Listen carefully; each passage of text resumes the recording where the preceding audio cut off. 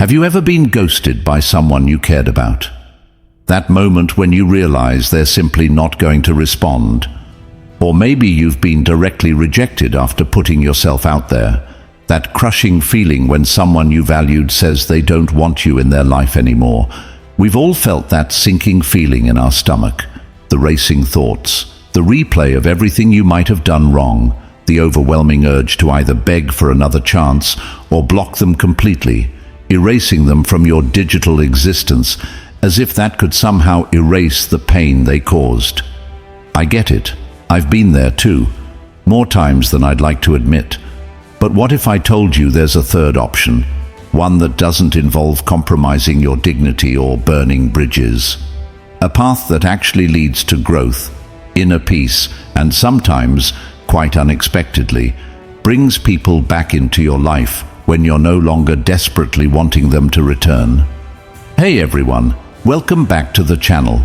Today, we're diving deep, and I mean really deep, into a powerful Stoic approach to rejection that will completely transform how you handle disappointment in relationships, career setbacks, and life's unexpected.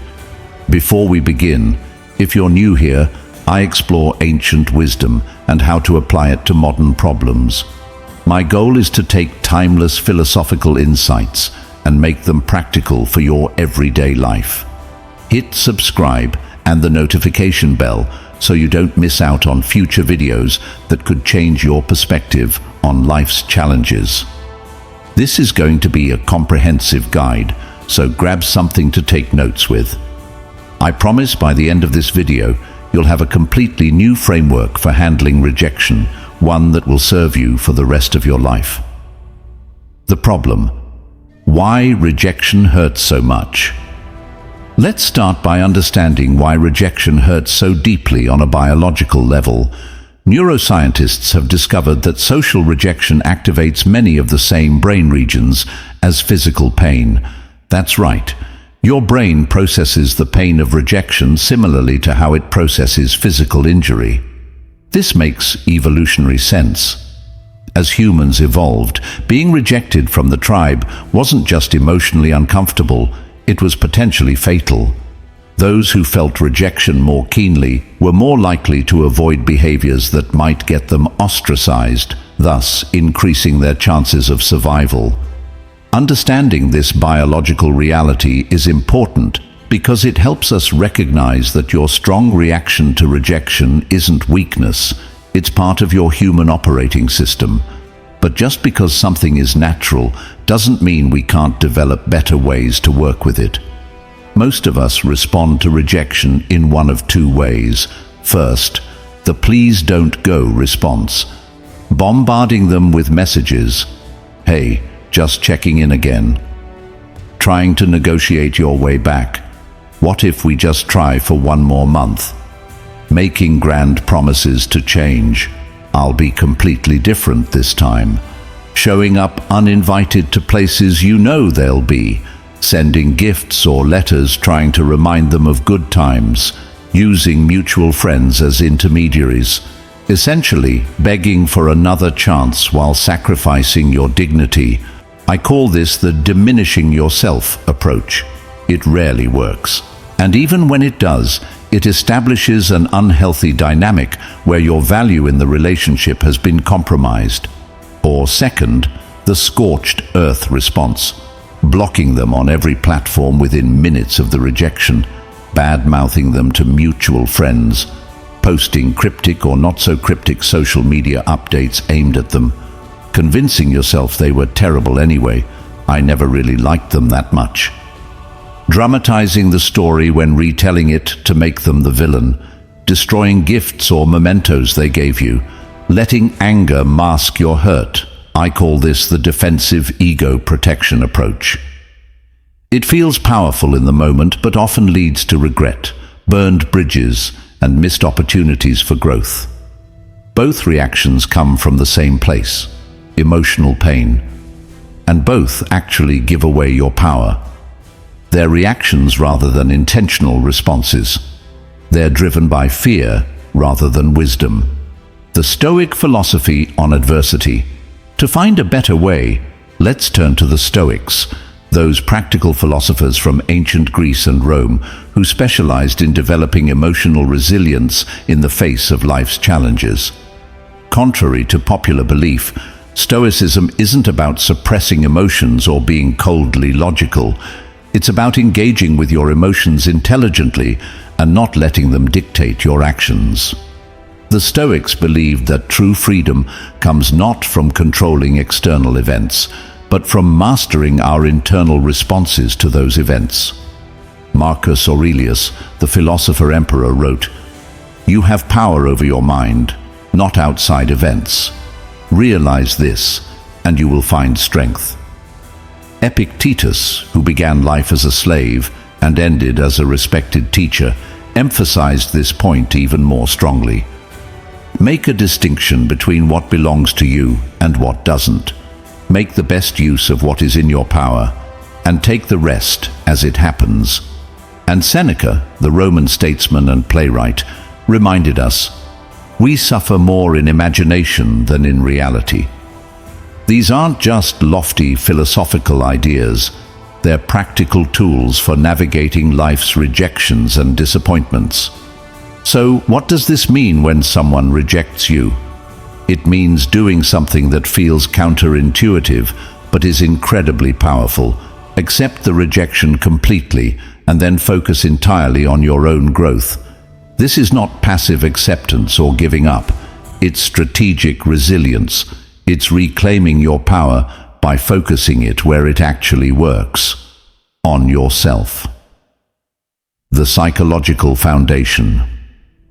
Before we get into the specific steps, let's understand why this approach works from a psychological perspective. When we face rejection, we often enter what psychologists call an anxious attachment cycle. We become preoccupied with the person who rejected us, our thoughts spiral, and our sense of self-worth becomes tied to their validation. This creates a self-reinforcing loop. The more we chase, the more we heighten the importance of their approval, which makes the rejection feel even more painful, which makes us chase more desperately. The Stoic approach breaks this cycle by 1. Redirecting your focus from external validation to internal growth. 2. Activating your brain's reward system through meaningful activities rather than rumination. 3. Building genuine confidence through tangible accomplishments. 4.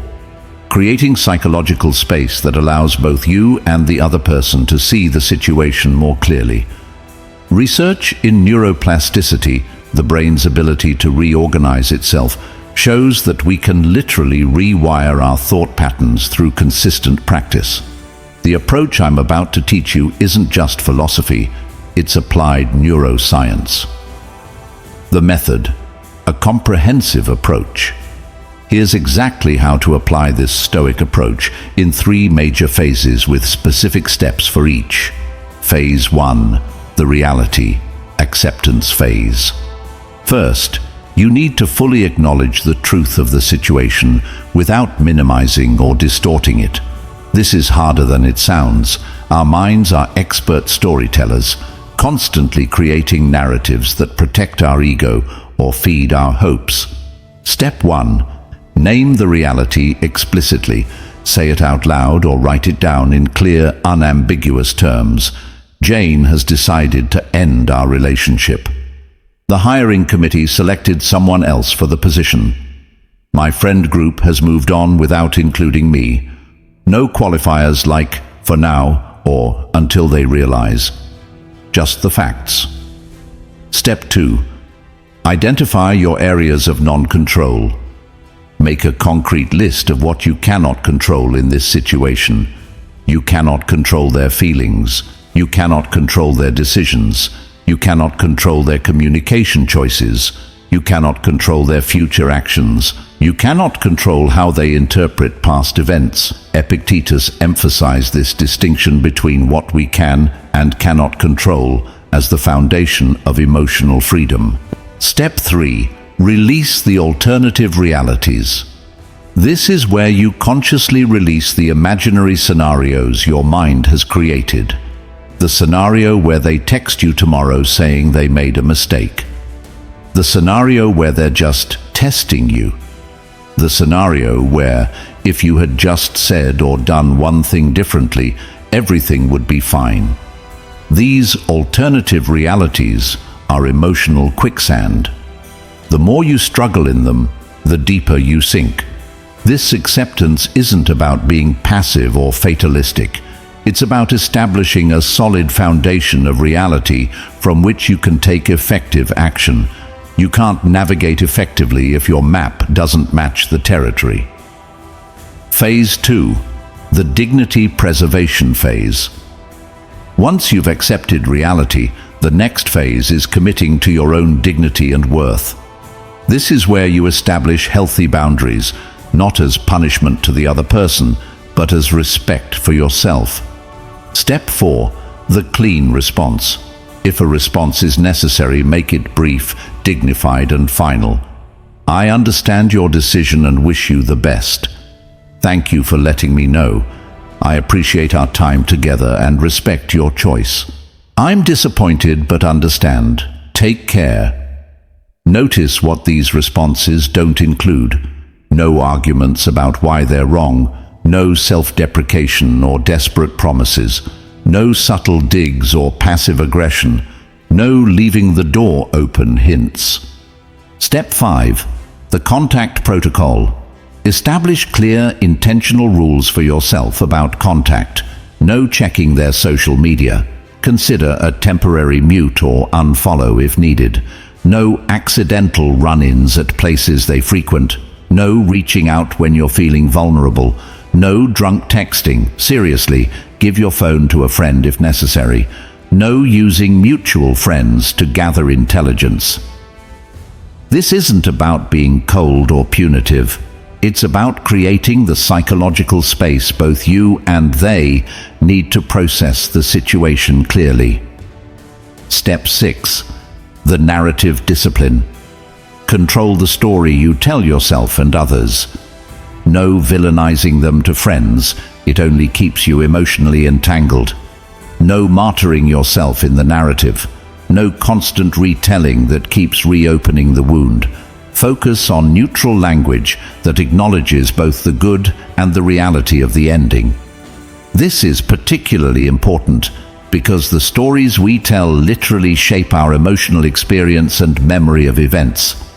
As Seneca advised, the greatest remedy for anger is delay. By establishing these dignified boundaries, you're giving yourself the gift of emotional space, room for your natural resilience to emerge. Phase 3. The strategic growth phase.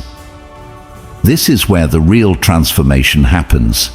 Instead of directing your energy toward changing their mind, you channel it into becoming the best version of yourself. Step 7.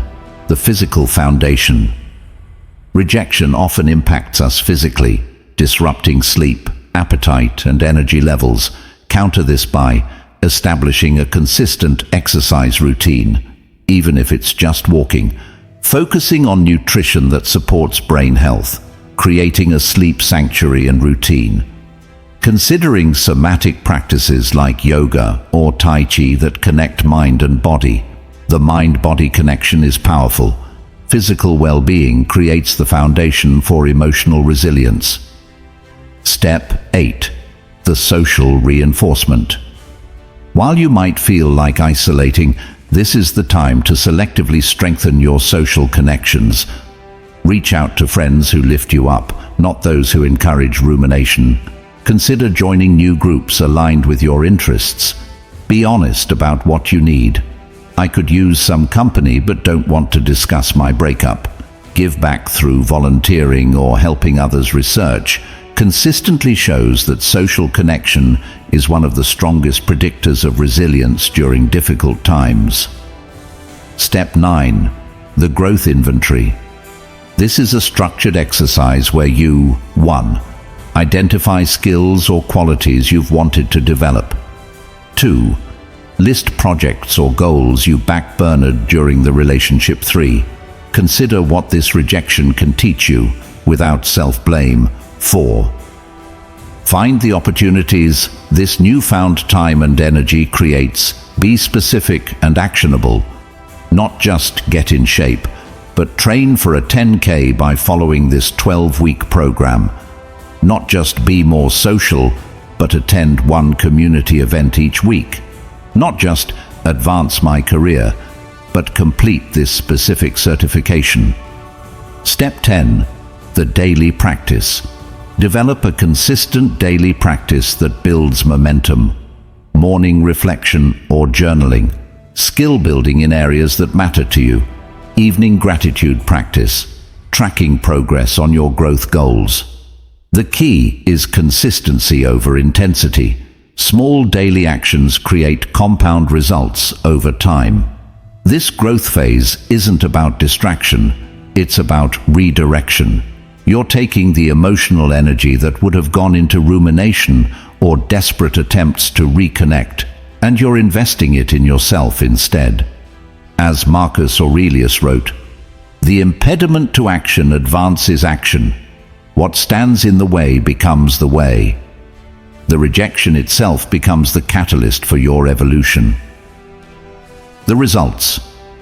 What really happens when you follow this Stoic approach consistently? 3 powerful transformations occur. Transformation 1. Emotional freedom. The first and most immediate benefit is reclaiming your emotional freedom. By accepting what you can't control and focusing on what you can, you stop giving others power over your happiness. People who followed this approach report sleeping better within weeks, experiencing fewer intrusive thoughts about the person, feeling a sense of spaciousness where there was once constriction, finding joy in daily activities again, experiencing genuine periods of peace and acceptance much sooner than expected. As one person shared, "I was shocked at how quickly the emotional grip loosened once I fully committed to this approach. The first week was still hard, but by week 3, I could go whole days without thinking about them." Transformation 2. Accelerated growth. The second transformation is often unexpected in its magnitude. By channeling emotional energy into growth, people achieve breakthroughs they might never have experienced otherwise. Physical transformations, career advancements, new skills mastered, creative projects completed, new relationships formed. As another person told me, the 6 months after my breakup were the most productive of my life. I finished my certification, lost 30 pounds, and started volunteering. All things I'd been putting off. The irony is that I needed the breakup to become the person I'd always wanted to be. Transformation 3. Magnetic respect. The third transformation is almost mysterious in how consistently it occurs. When you fully accept the rejection and focus on your own growth without attachment to outcomes, you create a gravity field of respect. This manifests in several ways. Sometimes the person who rejected you reaches out again, often noticing your transformation. New, often higher quality relationships enter your life. You develop a reputation for emotional maturity that opens doors. You become more discerning about who you allow into your life. As one person shared, she came back 3 months later wanting to reconnect. But the funny thing was, by that point, I could see clearly that we weren't right for each other. I was grateful for the rejection because it led me to a much better place. I want to emphasize an important point. The goal of this approach is not to get the person back. That would defeat the entire purpose of reclaiming your power. The goal is your transformation. Anything else that happens is secondary. The science. Why this works psychologically. This Stoic approach isn't just ancient wisdom, it's backed by modern psychological science. Here's why it works so effectively. Mechanism 1. Breaking the rumination cycle. Rumination, repetitive negative thinking, is one of the primary drivers of continued pain after rejection. Research shows that rumination activates the brain's default mode network associated with unhappiness and depression. Focused action and growth activate different neural pathways, specifically the task-positive network, which cannot be active simultaneously with the default mode network. In simple terms, you can't ruminate effectively while fully engaged in meaningful activity. Mechanism 2. Psychological reactance. Psychological reactance is a well-documented phenomenon where people desire what they perceive is becoming less available. By genuinely moving on with your life, not as a manipulation tactic, but as a true commitment to your growth, you sometimes trigger this response in others. As the saying goes, chase a cat and it runs away. Sit still with a piece of string and it comes to investigate. Mechanism 3. Self-efficacy reinforcement. Each small win in your growth journey creates what psychologist Albert Bandura called self-efficacy, your belief in your ability to accomplish goals and handle challenges. As your self-efficacy increases, your resilience grows exponentially. This creates a positive feedback loop. Action, small success, increased confidence, bigger action, bigger success. Mechanism 4. Narrative reconstruction. By changing your behaviors and focus, you literally begin rewriting your brain's narrative about the rejection. Initially, your brain might have constructed a story of loss and unworthiness. Through consistent alternative experiences, you create a new narrative of growth and opportunity. Neuroscientific research shows that we can rewire even deeply ingrained emotional responses through consistent practice and experience. Common challenges and solutions. Now, let's address the real-world challenges you might face in applying this approach. Challenge 1. The emotional tsunami. Some days, despite your best intentions, emotions will overwhelm you. You might find yourself typing out that message or hovering over their social media profile. Solution: the 24-hour container. Create a time-limited container for your feelings. Allow yourself to fully feel the emotions for a specified period. I recommend 20 to 30 minutes. Journal, cry, talk to a friend, express it completely. When the timer ends, engage in a physical state change activity. Cold shower, brisk walk, intense exercise. Recommit to your dignity and growth path. Challenge 2. The information vacuum. The lack of information about what they're doing or thinking can feel unbearable at times. Solution: the uncertainty mastery practice. Acknowledge the discomfort of not knowing. List 3 things you don't know but have peacefully accepted in other areas of life.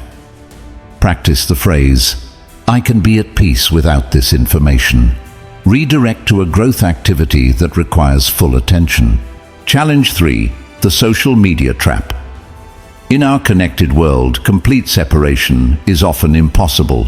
Solution: the digital boundaries protocol. Use platform features like mute, unfollow, or take a break options. Consider a scheduled digital detox period.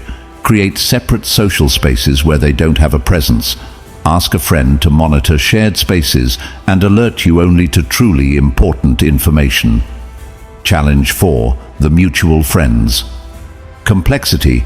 Shared social circles make clean separation difficult. Solution: the social territory map. Map out social territories, completely yours, completely theirs, and shared. For shared territories, establish clear attendance plans with trusted friends. Prepare brief, neutral responses for inevitable questions. Focus on deepening individual friendships rather than group events initially. Challenge 5. The setback spiral. You might have days where you slip and reach out or check their profile, leading to renewed pain. Solution: the reset protocol. Remove the moral judgment, I failed. Document the trigger and outcome objectively. Identify one specific adjustment to your boundaries. Recommit to your growth path without self-punishment. Remember that progress isn't linear. Advanced practices for long-term growth. For those ready to take this work deeper, here are some advanced practices that can transform how you relate to rejection permanently. Practice 1. The Rejection Resilience Meditation.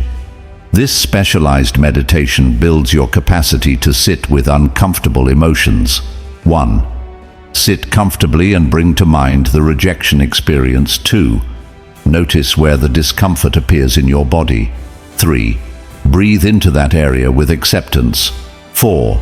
Mentally repeat, "This feeling is temporary and doesn't define me." 5.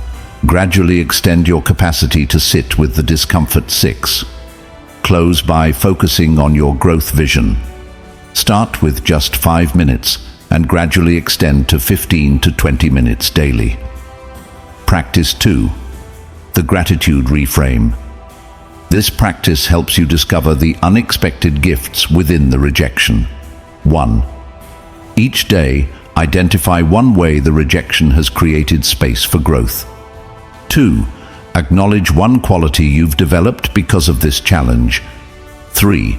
Find one unexpected positive that wouldn't have occurred otherwise. The Stoics called this the art of acquiescence, finding value in what life presents, even when it's not what we would have chosen. Practice 3. The Self-Compassion Protocol. Research by Dr. Kristin Neff shows that self-compassion, treating yourself with the same kindness you would offer a good friend, is more effective for healing than self-esteem efforts. When pain arises. 1. Acknowledge it without judgment. This hurts, and that's normal. 2. Connect to common humanity. Many people feel this way during rejection. 3. Offer yourself kindness. May I give myself the compassion I need right now? Practice 4. The Future Self Visualization. This powerful practice connects you to your growth vision. 1. Close your eyes and imagine meeting your future self 1 year from now. 2. Notice how they've integrated this experience into their growth. 3. Ask them what helped most during this period. 4. Listen for their wisdom and encouragement. This creates a psychological anchor to your future possibilities rather than past pain. Real-world examples. Let's make this concrete with detailed examples of how to apply these principles in specific rejection scenarios. Example 1. The relationship ghost scenario. You've been dating someone for a few weeks. Things seem to be going well, but suddenly they stop responding to texts. After several days of silence, it's clear they've ghosted you. The standard responses: desperate, sending increasingly urgent texts, calling, showing up at their regular spots. Defensive, immediately blocking them, posting cryptic social media updates, telling friends they were crazy anyway. The Stoic alternative. 1. Reality acceptance. They've chosen to end contact without explanation. While I don't have closure, I accept that this is their decision. 2. Dignity preservation. Send one final message. I enjoyed getting to know you and would have appreciated a conversation about ending things, but I respect your decision. Take care. Then create space. No following up. 3. Growth focus. Reflect on what you learned without blame. Re-engage with friends you might have been seeing less. Start that cooking class you've been interested in. Develop better early communication in future dating situations. Potential outcome. 3 months later, after focusing entirely on your own growth, you might receive a message from them explaining and possibly reconnecting, or more likely, you'll be dating someone new who communicates more effectively, having attracted them through your growth and learning. Example 2. The career rejection scenario. After multiple interviews for your dream job, you receive a rejection email saying they've selected another candidate. The standard responses: desperate, sending multiple follow-up emails asking them to reconsider, offering to work for less, contacting different people at the company. Defensive, Telling yourself the company is terrible anyway, posting negative reviews, giving up on that career path. The Stoic alternative. 1. Reality, acceptance. They've made their hiring decision based on their specific needs and perceptions. While disappointed, I accept this outcome. 2. Dignity, preservation. Send one professional response. Thank you for the opportunity to interview. While disappointed, I appreciate your consideration and would welcome any feedback that might help me in future opportunities. Please keep me in mind for future openings. 3. Growth focus.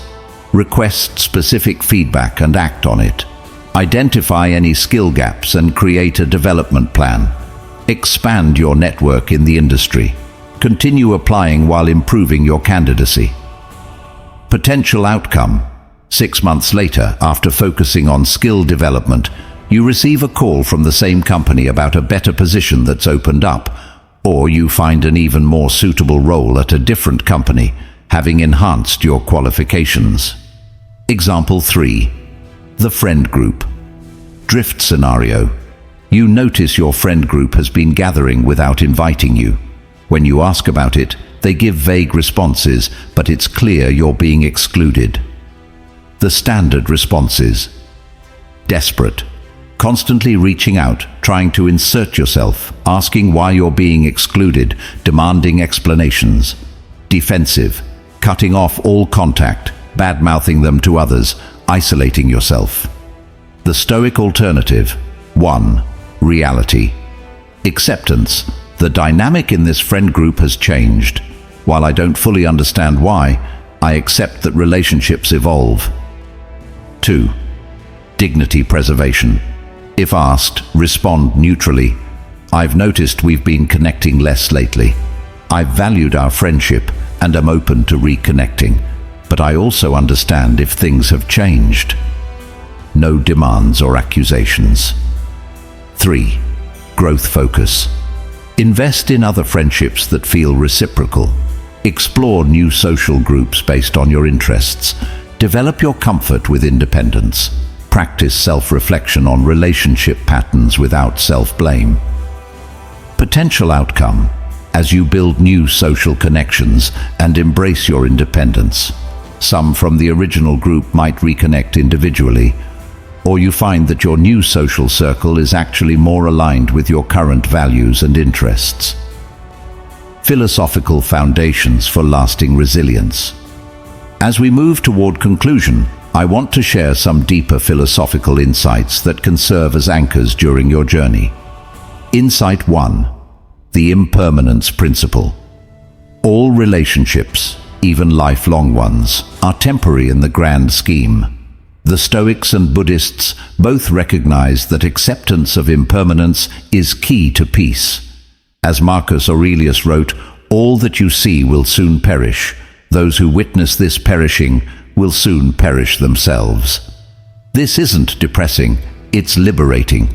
When we recognize the temporary nature of all connections, we can appreciate them fully while they exist, without clinging desperately when they transform.